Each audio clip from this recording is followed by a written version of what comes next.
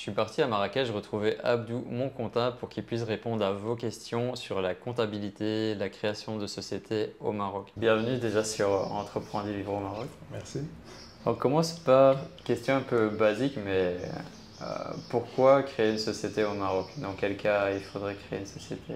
Si on veut s'installer au Maroc, par exemple, la meilleure façon, c'est de créer une société. Mais on ne crée pas une société parce que juste on a pour projet de nous installer au Maroc. Derrière chaque création de société, il faut qu'il y ait un projet. Ouais. Si on a un projet qui est viable et qui a toutes les chances de réussir au Maroc, c'est une raison très rationnelle et très juste pour créer une société au Maroc. Mhm. Parce que ouais, si tu n'es pas marié avec un Marocain ou une Marocaine ou retraité, Euh, ouais, si on veut s'installer au Maroc, on n'est pas marié ni à une Marocaine ou un Marocain et on veut avoir un titre de séjour, la meilleure façon soit de trouver un contrat de travail, chose qui n'est pas si simple. La ouais. solution, c'est de créer une société. Et tu as aussi un statut visiteur, mais il faut beaucoup d'argent sur le compte. Ouais. Et comment on peut savoir que son projet va marcher au Maroc? Il y a plusieurs façons de le faire. La plus simple, c'est de faire une étude de marché. En passant par une étude de marché, on peut avoir une idée sur la faisabilité de son projet au Maroc, sur sa viabilité. Mhm. Et l'étude de marché, ça peut se faire de plusieurs manières.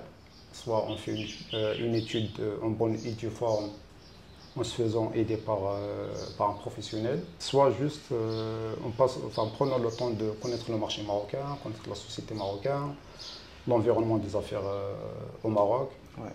Donc ça passe aussi par ça. Qui est quand même très différent de la France ou la Belgique. Oui, c'est très différent de l'Europe, comme d'ailleurs la France est très différente de la Belgique est très différente de Ouais, l'Allemagne. Chaque pays a sa particularité, ses spécificités. L'idée en fait qu'on a sur le Maroc, c'est que généralement ce que je remarque chez les gens, c'est que c'est plus facile de faire, c'est facile de faire des affaires au Maroc, de faire de l'argent. Ce n'est pas facile, surtout quand on vient avec cette idée que c'est facile. Ouais. Donc ça veut dire qu'on vient moins préparé, moins armé. Il faut prendre le temps de connaître la société, connaître l'environnement social, économique, juridique, et aussi de s'imprégner de la culture marocaine. Parce qu'il y a une culture en fait des affaires marocaines qui est différente de la culture européenne. Donc si on vient par exemple de France, de Belgique ou d'un autre pays et on s'attend de trouver le même environnement, les mêmes variables, les mêmes conditions en fait, pour créer son projet, je pense qu'on est Mal on est parti. ouais. Ouais. Donc il y a tout le côté état d'esprit aussi à ajuster. Ouais, ouais, déjà il faut se préparer mentalement. Il faut se préparer mentalement et être prêt en fait à s'ajuster lui-même en fait à l'environnement des affaires au Maroc. C'est à nous en fait de s'adapter. On ne vient pas en fait en cherchant à recréer les mêmes conditions en fait. C'est toi qui dois t'adapter au Ouais. Maroc. Ouais. Parce que c'est un peu complexe. C'est logique. D'où l'intérêt d'être accompagné dès le départ pour. Effectivement, ouais. Hmm. Parce que quand on vient dans un pays qu'on ne connaît pas, la meilleure façon c'est de se faire accompagner par les gens du métier, les gens qui connaissent en fait. On peut créer sa société au Maroc tout seul, on peut lancer son projet tout seul et tout, Ouais. mais je ne le conseille pas, non pas parce que je travaille dans le domaine, mais c'est juste un peu compliqué en fait de le faire. Puis tu as vu beaucoup de cas aussi. Voilà, Depuis parce ces que années. on en arrive en fait à perdre son argent, perdre son temps, et vers la fin ne pas réaliser son projet. Et j'ai l'impression, tu me diras si je me trompe, le comptable au Maroc a une place très importante dans une société, peut-être plus qu'en France. Je ne sais pas si c'est une idée. Mais... Plus qu'en France, je ne pense pas, parce que même en France, le comptable il est présent dans la vie de la société, en fait, même parfois beaucoup plus qu'au Maroc, parce qu'en termes de responsabilité aussi, en termes de structure du métier, en France, un peu le métier il est mieux structuré. Ok. Donc le comptable, il intervient beaucoup plus dans la vie de l'entreprise. Au Maroc, en fait, le comptable, il est en train de prendre cette place. Donc, parce que même au niveau du métier, il est en train d'être structuré, organisé, pour vraiment prendre sa place qu'il mérite, en fait, sa place en fait, qui lui revient. Parce que le métier d'un comptable, ce n'est pas de tenir la comptabilité d'une entreprise. Ce n'est pas que ça. Il y a un volet qui est beaucoup plus important. C'est ça. Et c'est là où il y a de la valeur ajoutée même pour l'entreprise, c'est du conseil. Beaucoup de conseils. C'est du conseil. Mm. Parce que si on limite le métier de comptable à la tenue de la comptabilité, bah, tout le monde peut tenir une comptabilité presque. C'est-à-dire faire les opérations comptables et tout ça, ce n'est pas ça en fait où il y a le travail. C'est de donner du conseil, c'est de guider, accompagner, répondre. Et surtout, pour pouvoir faire ça, en fait, il faut être au fait de l'actualité, de l'actualité soit juridique, fiscale. Ouais, rester au courant. Rester au courant, ouais. Et le réseau aussi qu'un comptable peut avoir, qui est important. Oui, le réseau est très important dans tous les métiers. Ouais. C'est-à-dire, quand on a un partenaire qui a du réseau, là, c'est très intéressant. Ça, pour une entreprise, vraiment, ça peut même faire la différence. On en vient au statut. Souvent, une question qu'on pense au début, quel statut on va choisir. Déjà, est-ce que ce serait une SARL normale ou une SARL à associé unique ou auto-entrepreneur? On ne va pas parler de SAS aujourd'hui, mais déjà ces trois cas-là, SARL, SARL AU et auto-entrepreneur, qu'est-ce qu'on peut dire là-dessus? En fait, SARL et SARL associé unique, c'est la même chose, c'est le même statut. La seule différence, c'est que SARL associé unique, c'est qu'on peut la créer tout seul. Et SARL, il faut avoir ça quand on est deux en fait. C'est-à-dire, ce n'est pas une condition, mais quand on est deux personnes qui veulent en fait s'associer, ben, on peut créer une SARL. Et pour si toi, on est tout seul, ben, on crée une SARL associée unique. Un étranger qui a un projet de société au Maroc, avec un associé qu'il ne connaît pas forcément bien, tu vas recommander de le faire ou plutôt de faire associé unique, toi? Parce qu'il y a un risque une fois que tu es associé. Oui, l'association comporte toujours des risques, ça c'est sûr. Même si on connaît les gens, enfin, même, moi j'ai vu des cas en fait, c'est une fratrie qui se dispute à cause d'une société, c'est un mari et sa femme. Ouais, même quand tu es très proche. Ouais, même, c'est des cas un peu difficiles parfois parce que j'ai vu un couple en fait qui s'est séparé à cause d'une société. Donc ce n'est pas quand on connaît son associé, c'est très bien.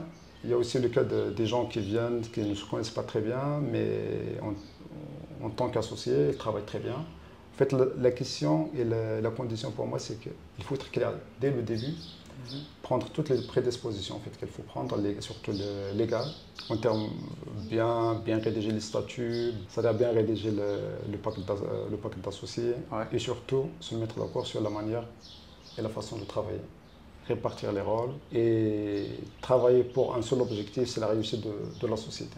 Si on part sur cette perspective et dans ces conditions, je pense il n'y a aucun problème. Mais si on a des doutes, ben, mieux vaut créer une SARL associé unique. Associé unique, tu es tranquille, tu sais que tu es le seul responsable. Tu es le seul responsable, tu es le seul décisionnaire, tu prends tes décisions en fonction de la vision que tu veux donner à ton projet. Ouais, ça dépend des cas donc. Ouais. Mais si par exemple on a besoin d'une compétence de quelqu'un par exemple qui maîtrise un métier ou une partie du travail et tout, et on n'a pas suffisamment du capital en fait pour embaucher, oui, on peut faire appel à un associé. Et le cas d'auto-entrepreneur, ça, déjà il faut la carte marocaine pour la carte de résident pour être auto-entrepreneur. Ouais, surtout pour les gens qui cherchent c'est-à-dire avoir une carte de résidence avec le statut d'entrepreneur, ça passe pas. Même pour les renouvellements, c'est-à-dire les gens qui ont déjà la carte. Il faut faire attention. Ouais. Donc ça c'est. Tu peux devenir auto-entrepreneur quand tu as la carte de séjour, mais le moment où tu voudras renouveler ta carte de séjour, peut-être que ça ne marchera pas parce que tu n'as pas une société. Donc c'est ça qui est mieux de faire une société. Au début ça passait, mais depuis 2 ans maintenant, ça passe plus. Ouais, c'est bizarre. Ouais. Bon. Peut-être si tu as la carte de 10 ans et que tu as un tout petit business, pourquoi pas. Mais... Et après, l'auto-entrepreneur, généralement, la logique qui est derrière, en fait, tu sais qu'au Maroc, il y a une grande partie en fait, du tissu économique qui est dans l'informel. Ouais. Beaucoup. Ouais. Donc, l'État a créé ce statut d'auto-entrepreneur pour encourager en fait ces gens qui travaillent dans l'informel à passer à la légalité. Ouais, sans trop de charges et de Voilà. paperasse. Dans un premier temps, sans trop de charges. Et on a des plafonds. Une fois les plafonds sont dépassés, on peut envisager de créer une société. Elle a été créée aussi pour les gens qui veulent tester d'abord. Ils ont une idée de projet et ils ne sont pas très sûrs en fait soit de la viabilité de l'idée, soit d'eux-mêmes en fait de leur capacité en tant qu'entrepreneur. Donc elles peuvent opter pour le statut de l'auto-entrepreneur pour tester. Je pense que c'est un peu comme un statut un peu Ouais, comme en France. provisoire en fait. Ouais. C'est un peu comme en France. Ouais. Moi, je pense que si tu es de nationalité européenne, oublie le auto-entrepreneur au Maroc. Mais si tu es MRE, par exemple, ça peut être une option intéressante. Ouais, ça peut être une option. Ouais. Mais en termes de développement, c'est très limité parce que tu as des plafonds en fait. Ouais. Tu as des plafonds et si on vient, c'est-à-dire dans notre pays pour créer un projet soit au Maroc ou ailleurs, tu veux pas te limiter direct. Voilà, c'est un peu dans l'optique en fait de se développer. Alors que le statut auto-entrepreneur, ça ne le permet pas. Même niveau mindset, c'est un peu comme si on se limite dès le départ. Tu veux rester petit, quoi. Ouais, on se limite dès le départ. Par exemple, je suis salarié, une entreprise privée. Je veux tester un peu le marché et tout, je peux le faire. En parallèle, hein. Je peux le faire en parallèle. Si je viens d'un autre pays, je pense, pour moi, ça manque un peu de logique en fait. Ouais. Venir dans notre pays pour faire des affaires et opter pour le statut d'entrepreneur. Sauf que pour des métiers, pour des personnes qui ne sont pas forcément dans cette optique et cette logique de développement, c'est-à-dire qui veulent avoir une activité. Ou à mi-temps, un petit truc complémentaire. Ouais, un truc complémentaire et tout, ouais, ça peut le faire. Ouais. Mais avec la carte de séjour. Ouais, effectivement. Par rapport au statut, souvent on demande si j'ai une société marocaine, mais tous mes clients sont en France.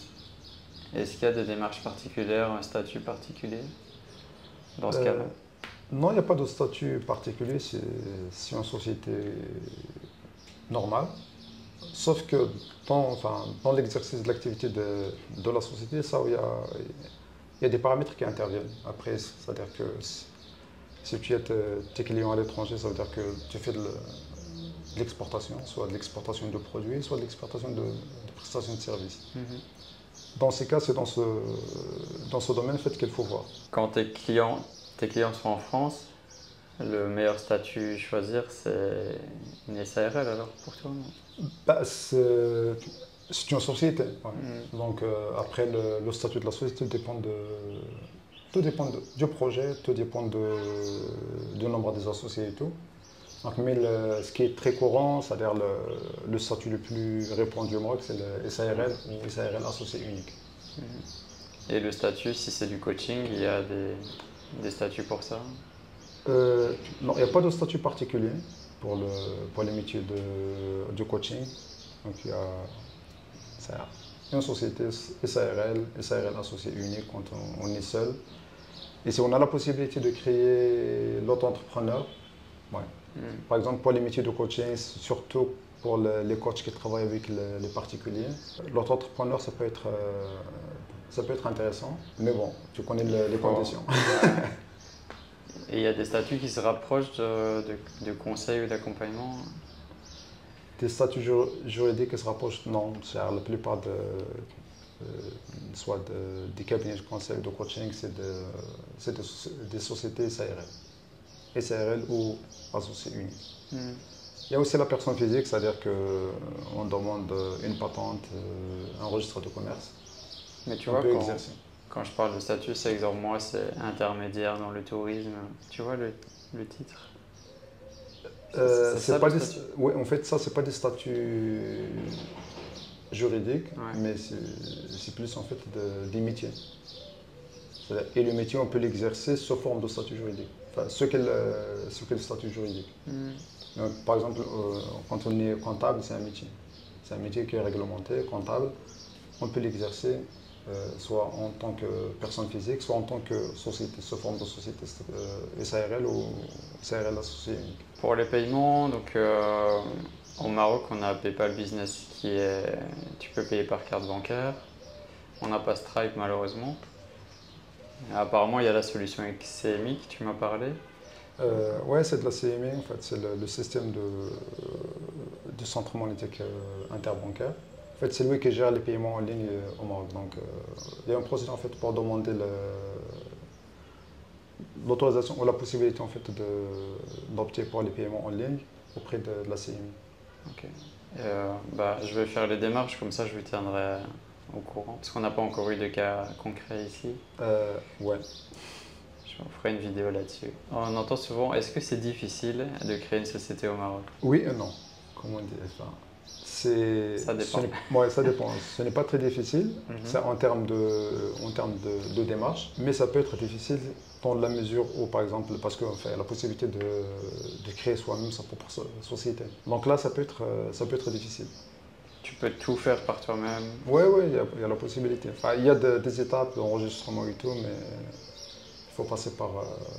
Parce qu'en fait, c'est des étapes en fait, qui se font dans la plupart du temps en ligne, qu'il faut faire auprès de soit des comptables, soit des notaires. Mais à part ça, la préparation des statuts, le dépôt des documents auprès de CRI et tout, ça, on peut le faire soi-même.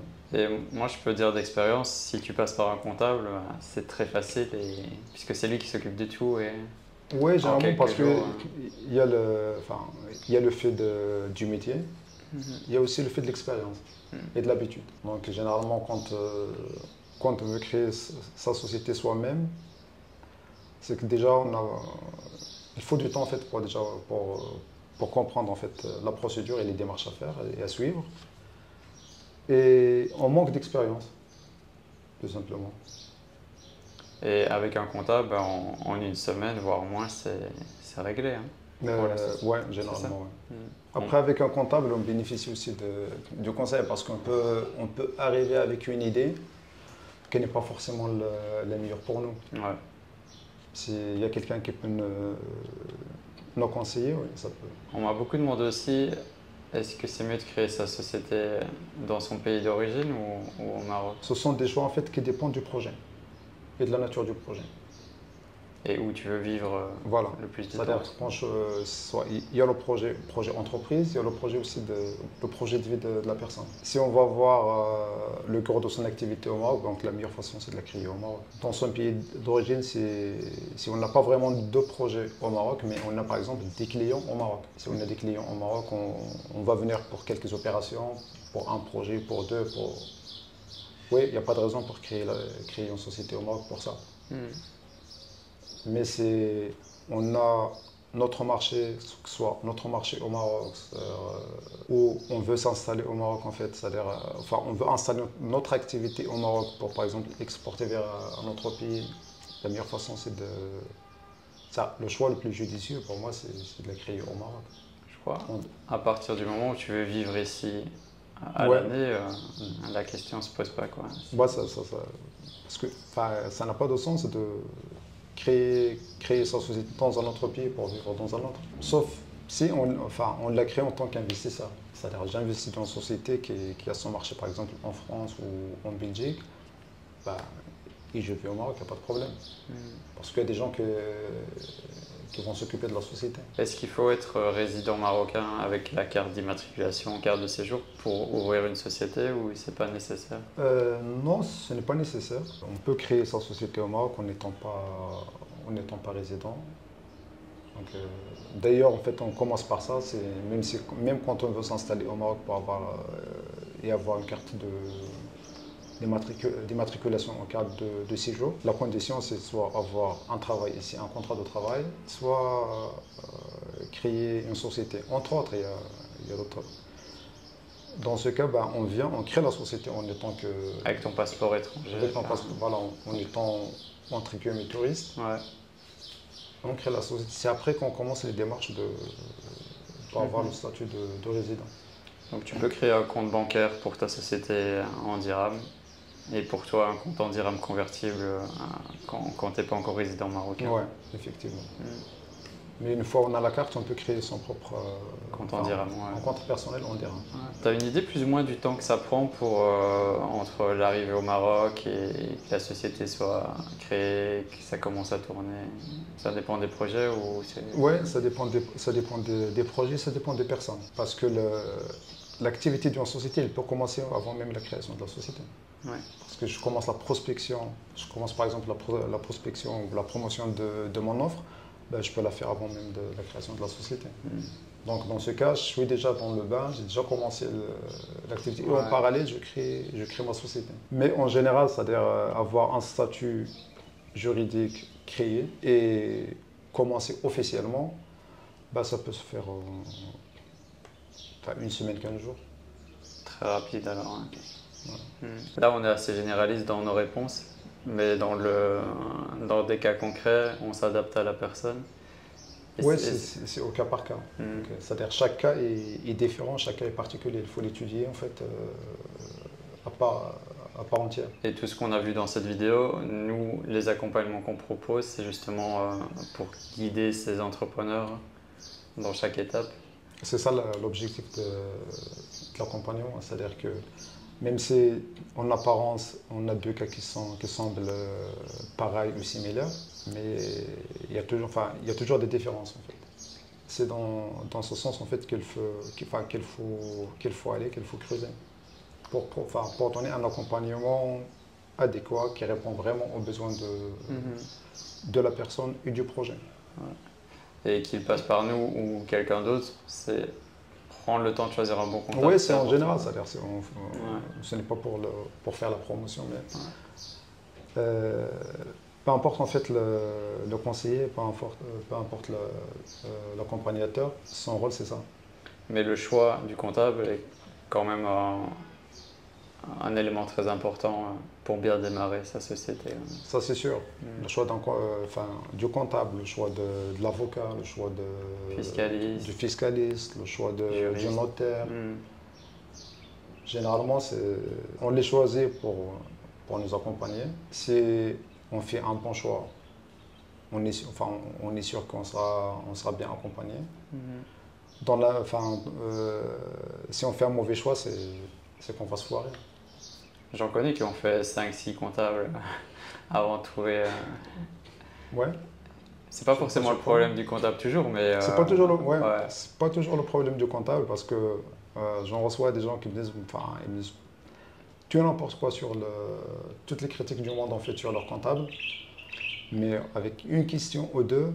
C'est eux qui sont responsables. Ouais, on découvre que vraiment ce sont eux qui sont responsables. Ça m'étonne pas. Parce que les gens en fait, elles ont cette habitude de ne pas assumer leur responsabilité et c'est facile en fait de toujours la mettre sur le dos de quelqu'un, sur le dos du comptable, de l'avocat, du notaire, de l'instituteur, du coach sportif en fait. Je pense que ce qui est important c'est la qualité de service, d'écoute que le comptable va apporter à ses clients. Il y en a sûrement qui sont plus doués que d'autres pour ça. Ouais, en fait, c'est ça qui fait un peu la différence. Parce que le rôle d'un comptable, d'un conseiller en général, c'est d'être au plus près de son client, en fait, à l'écoute. Les comptables, les conseillers, tout ça, on n'est pas des encyclopédies. Le savoir, en fait, il diffère le savoir et la quantité de connaissances, elle diffère d'un conseiller, d'un comptable à un autre. Il y a aussi de l'expérience. Il y a une chose que je trouve intéressante et importante, c'est que quand je ne sais pas, je ne suis pas sûr, je dis je ne suis pas sûr. Laissez-moi le temps de voir. C'est-à-dire le temps de revenir à la loi, de revenir au texte, de revenir à ce que dit la jurisprudence par exemple, tout ça en fait. C'est là où je peux apporter les réponses en fait qu'elle faut. Il y a des fois où je me déplace aux impôts en fait pour demander après une question. Parce qu'il y a ce que dit le texte, mais il y a les interprétations. Donc un texte, je peux l'interpréter d'une certaine manière, mais pour les impôts, il est interprété d'une manière différente. Donc voir en fait entre leur interprétation et mon interprétation pour voir en fait juger et prendre ma décision. Est-ce que je peux conseiller dans ce sens ou dans l'autre sens? Parce que si je vois par exemple que mon interprétation tient la route ou a du sens, et l'interprétation des impôts peut être a aussi du sens et tient la route, je peux au moins défendre ma position. Ouais. Parce qu'en fait, c'est ça. C'est-à-dire qu'il faut que je sois capable de défendre mon interprétation et ma position. Bah, si je vois que je suis à côté de la plaque, il n'y a pas de mal à dire, je suis à côté de la plaque. Et ça, je l'ai vraiment appris avec toi, de ne pas donner une réponse quand tu n'es pas sûr à 100%. Et tu sais, les gens ils me posent des questions sur des commentaires YouTube, par email. Je peux pas répondre parce que je vais partir dans des trucs que je maîtrise pas, tu vois. Oui, Donc, et surtout que parfois, même c'est-à-dire le client, parfois, il pose une question t'as pas qui tout nous le donne contexte. qui nous donne l'impression en fait que voilà, elle va dans un sens, Ouais, mais la réalité est la différente. réalité est différente parce Ouais. que je ne sais pas en fait est-ce que c'est humain ou c'est, je sais pas en fait d'où ça vient en fait chez les gens. On veut la réponse en fait à son problème, mais on ne donne pas tous les éléments. Les gens parfois pensent que si on ne donne pas tous les éléments, soit au comptable, au conseiller, à l'avocat, au notaire, enfin, si on ne donne pas tous les éléments, elles vont nous donner la réponse qu'on attend et que ça va marcher. Non, ça ne va pas marcher. Ouais. Si tu veux être bien aidé, accompagné, il faut vraiment donner tous les éléments. Tout le contexte. Tout le contexte, oui, tout le l'histoire. contexte. Donc, une phrase sur YouTube, c'est Non, impossible, tu c'est vois. impossible. Ouais. Mm. C'est pour ça en fait, moi je préfère en fait quand, parce qu'enfin c'est un peu une situation à laquelle toute personne qui travaille dans le domaine il est confrontée. Dans un café, on va te poser une question par téléphone. Ça. Non, c'est-à-dire que les choses soient officielles, soient bien structurées, pour prendre le temps d'avoir du recul en fait sur la question. Mhm. Parce que des fois, dans la précipitation, on peut oublier un élément. Mhm. On peut par exemple ne pas prendre suffisamment en compte un élément. C'est-à-dire sur le tas, il nous paraît que ce n'est pas vraiment important, mais en réalité, il l'est. Ouais. C'est pour ça en fait, il faut toujours prendre du recul, prendre du temps avant de s'avancer, en fait, avant de conseiller. Ouais. Parce que sur ce conseil, il y a beaucoup de choses qui vont se faire. Il y a même, c'est-à-dire, il y a l'avenir par exemple peut-être d'un projet, peut-être d'une personne, peut-être d'une famille. Mhm. Donc ce n'est pas des choses en fait qu'il faut prendre à la légère. Donc, si je vous réponds pas, le prenez pas mal ou personnellement, c'est juste que ça se fait pas comme ça, quoi. Oui, il y a beaucoup de on dit, les on dit, c'est-à-dire, il y a des fois en fait, il y a ce que j'appelle un peu, c'est une forme de sagesse ou de savoir-faire en fait un peu sauvage. C'est-à-dire, il y a une idée en fait qui circule sur une affaire, sur une chose, sur une loi, sur un cas. Il circule comme si en fait la réponse adéquate, mais en réalité il est ici à côté de la plaque. Mhm. Peut-être parce qu'il y a la loi qui a changé entre-temps, il y a une jurisprudence en fait qui est sortie entre-temps, il y a peut-être parce que tout simplement elle se base sur une interprétation qui date de très longtemps, c'est-à-dire qu'elle ne répond plus en fait aux besoins actuels. Donc c'est pour ça, à mon sens, il faut toujours en fait revenir au texte. Et des fausses vérités, Ouais. ça circule beaucoup. Ça circule beaucoup en fait. C'est-à-dire la plus fameuse, c'est que quand on crée une nouvelle société au Maroc, on est exonéré en fait de TVA. Je ne sais pas d'où ça sort. Mhm. Ça, on va en parler dans une autre vidéo. Ouais. Mais enfin, c'est un truc que j'entends tout le temps. C'est-à-dire il y a de l'exonération, c'est-à-dire pendant 5 ans, je ne paie rien, je ne fais rien. Et ça circule et ça vraiment, ça a la peau dure en fait. C'est vrai. Ouais. Peut-être parce que c'est un rêve pour certains. Non, parce que c'est un rêve, ouais, peut-être. Et c'est aussi en fait c'est une demi-vérité. Ok. Du coup, les gens ils font directement des raccourcis. Le raccourci, hein. Et il y a beaucoup de détails à l'intérieur. J'espère que cette vidéo vous aura apporté des informations supplémentaires. Si jamais vous voulez aller plus loin et vous faire accompagner ou guider dans votre installation au Maroc en tant qu'entrepreneur, vous pouvez découvrir nos différents packs d'accompagnement et de services. C'est le premier lien dans la description et dans les commentaires.